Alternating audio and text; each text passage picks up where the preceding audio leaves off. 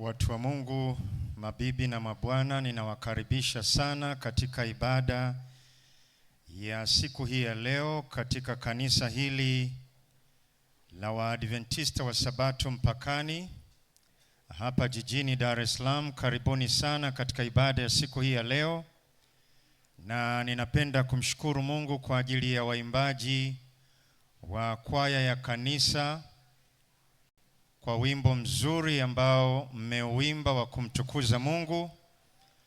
Napenda nimshukuru Mungu pia kwa ajili ya Spring of Psalms kwa wimbo mzuri ambao mmeuimba wa kumtukuza Mungu.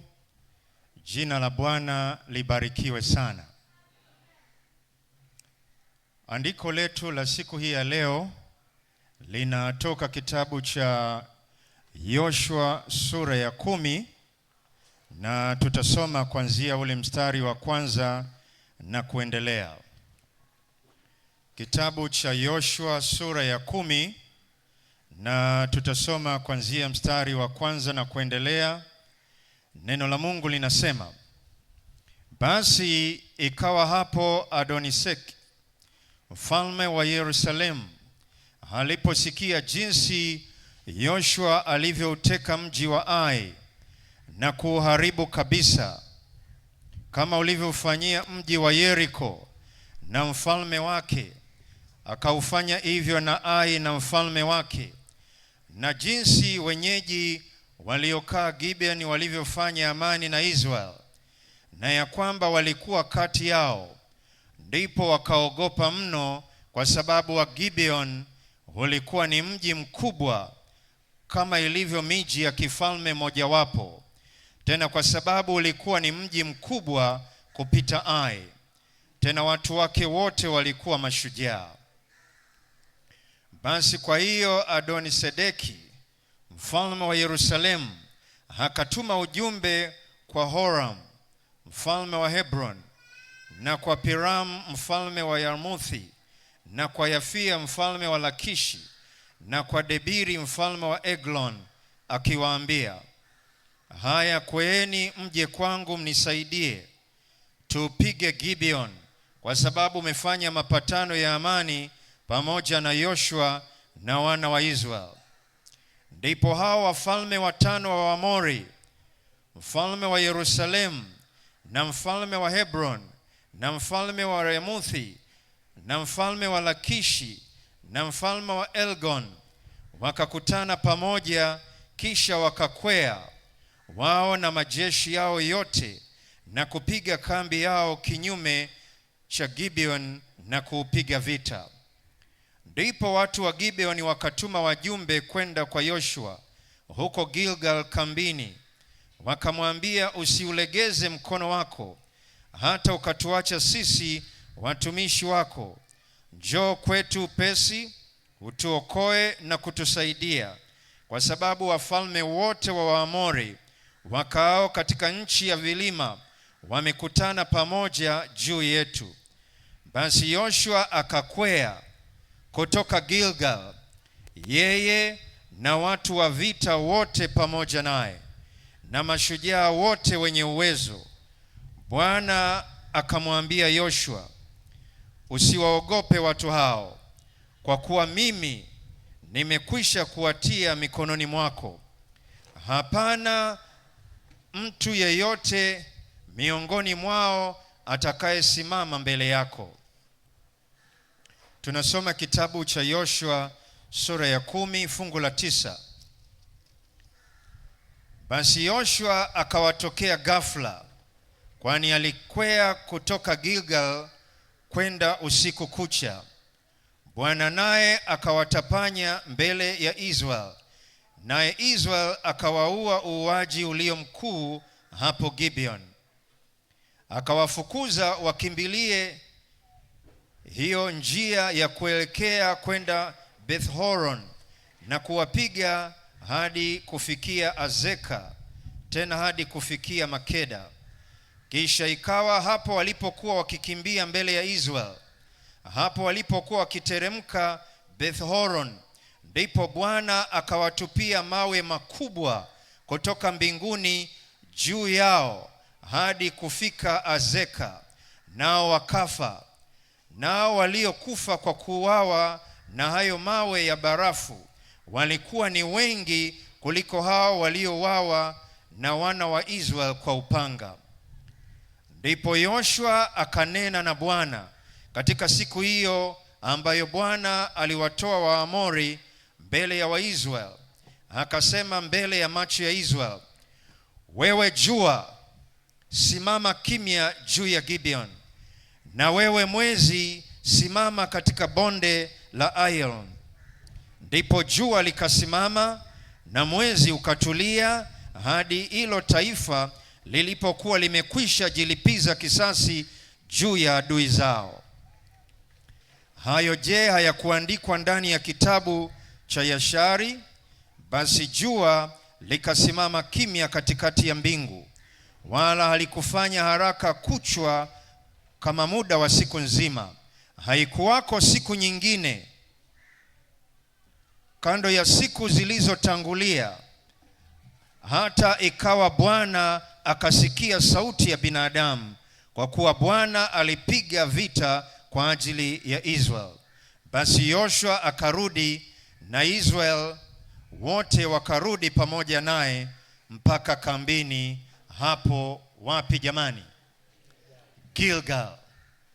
Na hilo ndilo neno la Bwana. Kitabu cha Yoshua ni kitabu kinachoonyesha mbinu za ushindi katika vita. Ni kitabu ambacho katika sura yake ya kwanza Mungu anaongea na Yoshua, anampa mbinu za ushindi na anampa mbinu za mafanikio ya kuingia nchi ya Kanaani na kuiteka na kuifanya kuwa urithi wa watu wake, watu wa Israeli. Katika kitabu hiki cha Yoshua sura ya 5 tunapata maneno ya kututia moyo katika mapambano yetu na katika changamoto mbalimbali ambazo tunakutana nazo katika maisha. Katika kitabu hiki cha Yoshua sura ya 10, muktadha wa sura hii unaonyesha Waisraeli wakiwa wameipiga jiji la Yeriko, jiji ambalo lilikuwa limezungukwa na ngome imara.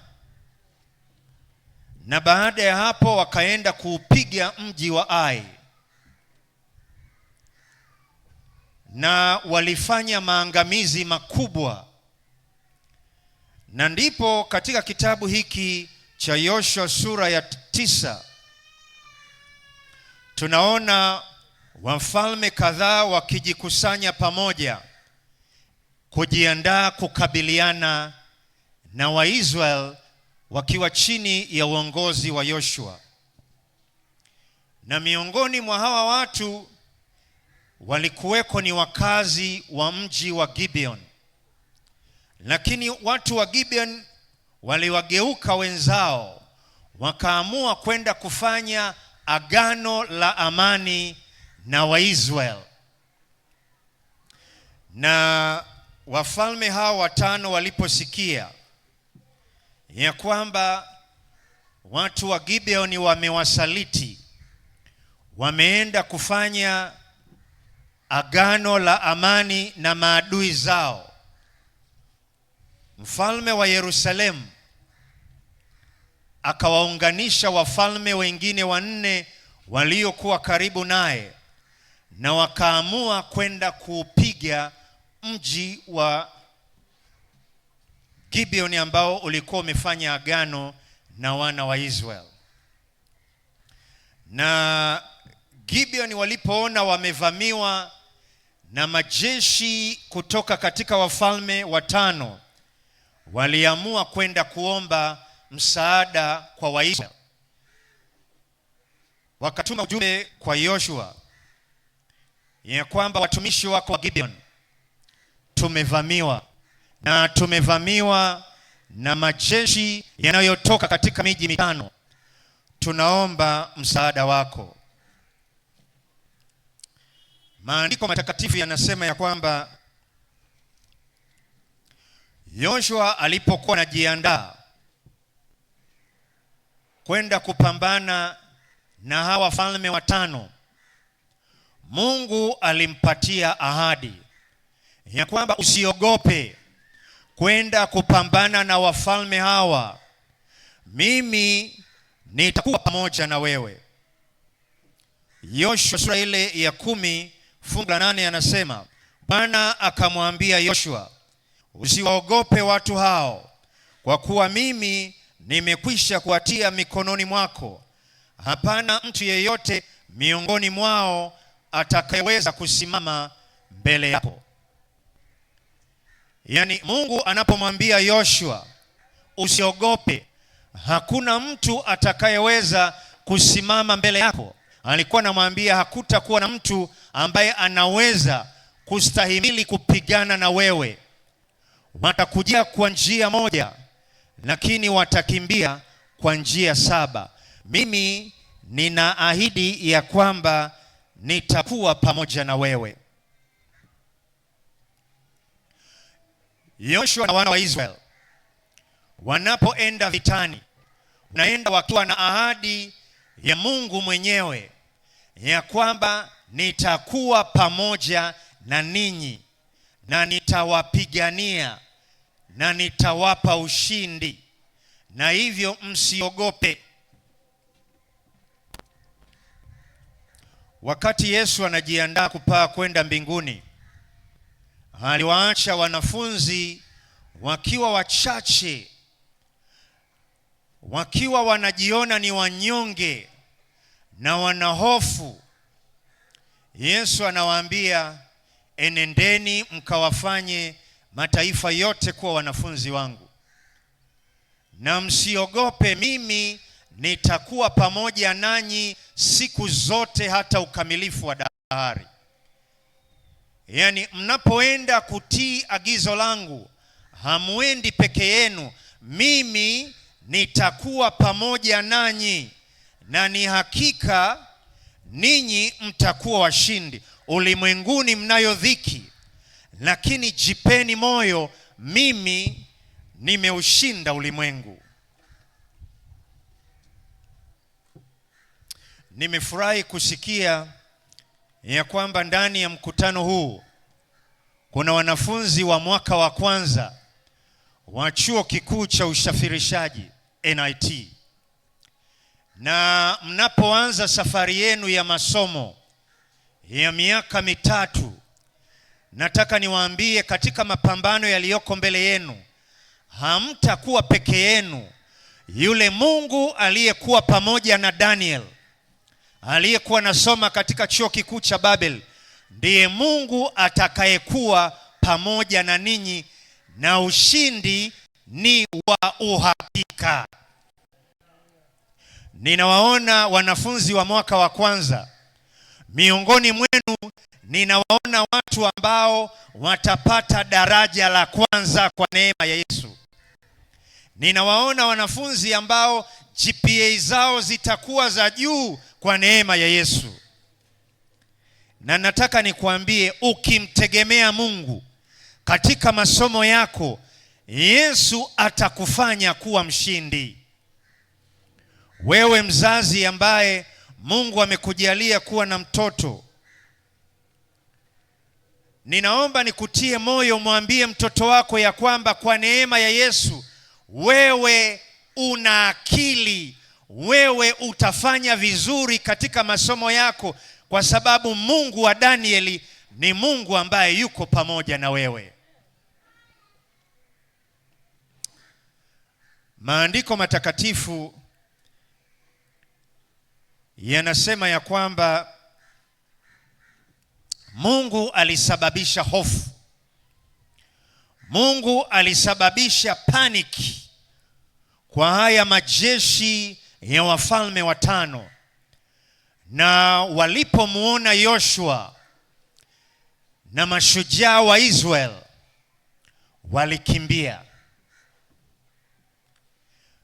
Yaani walipowaona askari wa Bwana, hofu iliwaingia na walianza kukimbia. Na yule Mungu ambaye aliahidi ya kwamba atawapigania, ya kwamba atakuwa pamoja nao, alionyesha msaada wake kutoka juu. Mvua ya mawe ya barafu yalikuwa ni silaha za Mungu zilizowapiga majeshi ya maadui. Na neno la Mungu linasema ya kwamba waliouawa na mawe ya barafu kutoka mbinguni walikuwa ni wengi kuliko wale waliouawa na upanga wa Yoshua. Yaani Mungu mwenyewe aliingia vitani na kupambana na majeshi yaliyokuwa yanapigana vita na wana wa Israeli. Nataka nikutie moyo kwa neema ya Yesu, ukiwa katika mapambano, Mungu yuko tayari kukupigania kwa njia yoyote ile ambayo anaona ni bora kukupigania katika maisha yako. Wana wa Israeli wakati fulani walipokuwa wanapambana na maadui zao, Mungu alituma malaika mmoja tu kutoka mbinguni. Malaika mmoja tu, na aliangamiza askari 185,000 wa Waisraeli. Majeshi ya maadui wa Israeli 185,000 waliangamizwa na malaika mmoja kutoka mbinguni. Mungu akiwa upande wako, anaweza kutumia njia zozote zile kukusaidia katika majaribu unayokutana nayo, katika changamoto unazokutana nazo, katika vita unayokutana nayo katika maisha. Mungu yuko tayari hata yeye mwenyewe kushuka na kukupigania katika vita inayokukabili katika maisha yako. Shadrach, Meshach na Abednego walipokuwa ndani ya tanuru la moto, Mwana wa Mungu aliye hai, yeye mwenyewe alishuka na aliingia ndani ya tanuru la moto, na ule moto ulishindwa kuangamiza mashujaa wa Bwana. Nataka nikuambie ya kwamba Mungu anajali sana maisha yako, na yuko tayari kutumia silaha zozote, yuko tayari kutumia rasilimali zozote kukupigania na kuhakikisha kwamba wewe unashinda katika maisha yako. Katika kitabu cha Wazee na Manabii, ukurasa 150, kuna maneno yafuatayo: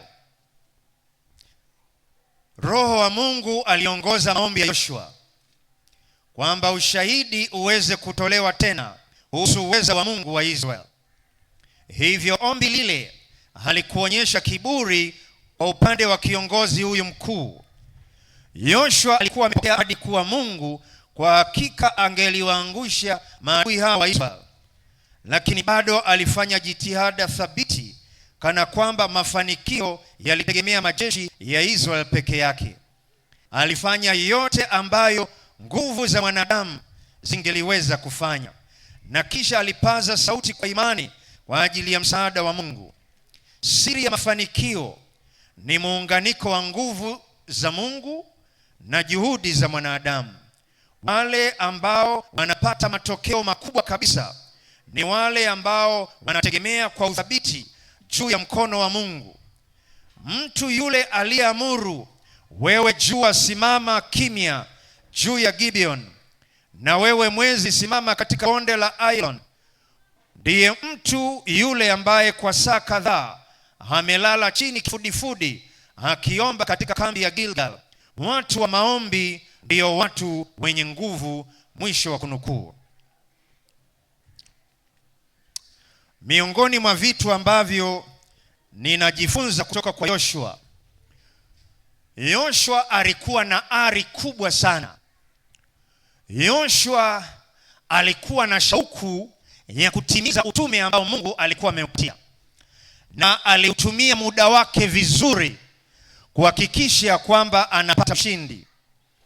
Kwanza kabisa, yeye aliondoka na jeshi la Israeli usiku wote.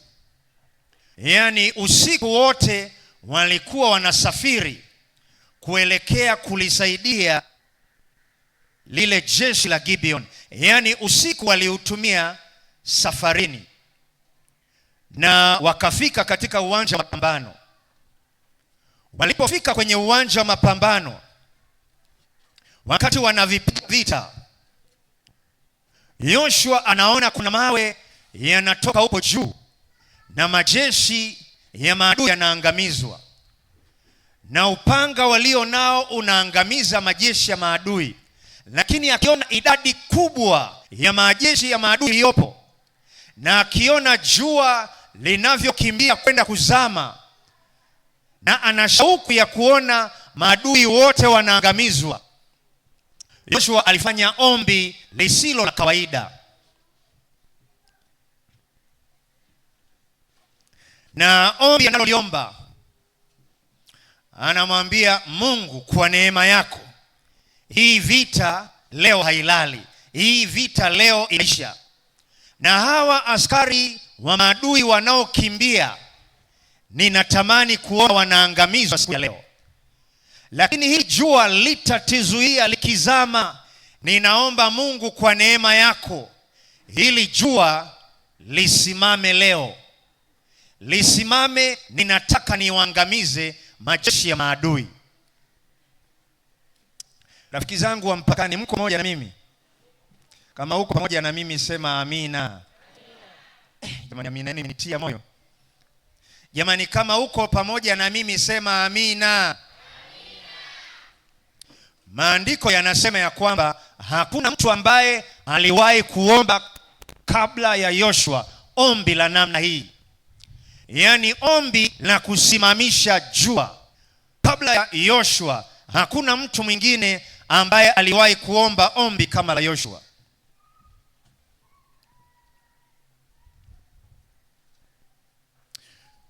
Na Yoshua anaomba kwa imani. Anamwambia Mungu, wewe uliyeumba mbingu na nchi, wewe uliyeumba jua na mwezi na nyota, kabla giza halijaingia, ninaomba unipatie maadui mikononi mwangu, na kwa neema yako ninaomba ili jua isimame. Hii vita ninatamani iishe. Maandiko yanasema Mungu akasikia sauti ya mwanadamu na akajibu ombi la mwanadamu, na jua likasimama. Najua kuna watu wengine wasoma jiografia wanajua ya kwamba linalozunguka sio jua, ni sayari ndiyo inayojizungusha yenyewe kwenye muhimili wake, na inafanya ionekane ya kwamba jua linazunguka. Vyovyote vile ni kwamba kuna muujiza uliotokea, na giza halikuingia kwa haraka, na Mungu alijibu ombi la Yoshua, na asili ilitii agizo la Mungu, na jua halikuingia kwa ghafla. Na kwa muda wa masaa 24 dunia ilisimama kujizungusha kwenye muhimili wake, na Yoshua alivipiga vile vita hadi akavimaliza. Jamani, Bwana Yesu asifiwe. Maandiko yanasema niite nami nitakuitikia, nami nitakuonyesha mambo makubwa magumu usiyoyajua.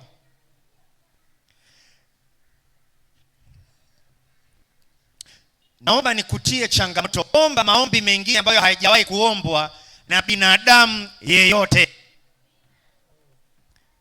Mwanamke mmoja ambaye alikuwa anaitwa Hana, ambaye mke mwenzake Penina alikuwa anamcheka kwa sababu ni tasa. Siku moja aliamua kumwomba Mungu, akamwambia Mungu, mimi kweli ni tasa, lakini wewe ndiye Mungu uliyeumba ili tumbo la tasa, unaweza ukalibadilisha, unaweza ukafanya muujiza kwenye hili tumbo na likazaa mtoto. Ninaomba Mungu unipatie mtoto. Naomba nikutie moyo, omba maombi yasiyo ya kawaida. Inawezekana una ugonjwa ambao umeambiwa ya kwamba hauna tiba. Ni ugonjwa ambao madaktari wamekwambia hauna tiba, lakini nataka nikwambie, yuko Yesu ambaye ni daktari bingwa. Yuko Yesu ambaye anaweza, ni mponyaji mkuu. Mwambie Yesu, ninaomba unitendee muujiza, ninaomba uniponye ugonjwa huu. Nataka nikuambie, hakuna ugonjwa ambao Yesu hawezi kuponya kwa mkono wake ulio hodari. Yanasema ya kwamba Gibeon akiwa amezingirwa na majeshi ya maadui, akatuma ujumbe kwa Yoshua ya kwamba njoo unisaidie. Majeshi ambayo yamekuja kinyume changu yana uwezo mkubwa zaidi yangu, njoo unisaidie. Na Yoshua akashuka kuja kumsaidia Gibeon.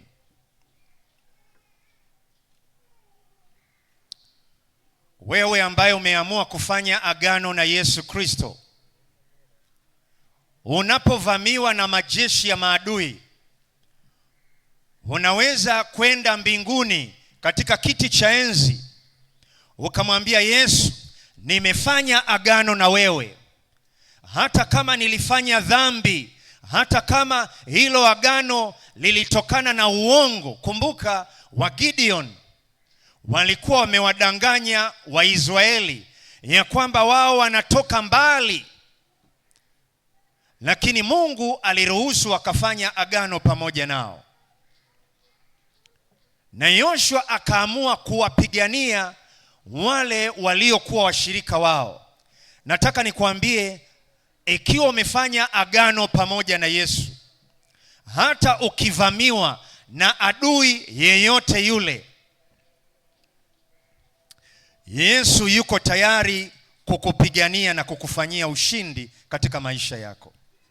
Haijalishi umefanya dhambi kubwa kiasi gani, haijalishi majeshi ya maadui yana ukubwa na uzito kiasi gani, Yesu anaweza akakufanya kuwa mshindi.